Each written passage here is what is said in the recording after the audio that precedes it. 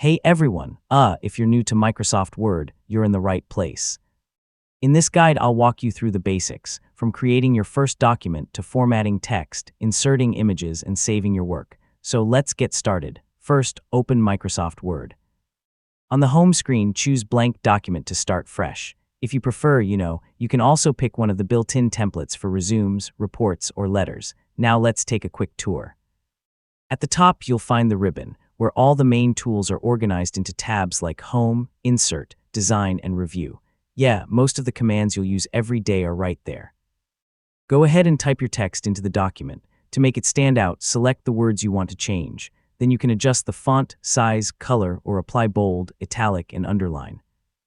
You can also align your text to the left, center it, or justify it. Need to make your document more visual, so open the Insert tab and choose Pictures to add an image from your computer.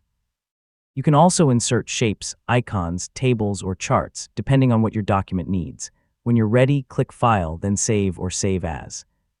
Choose where you want to store your document and give it a name.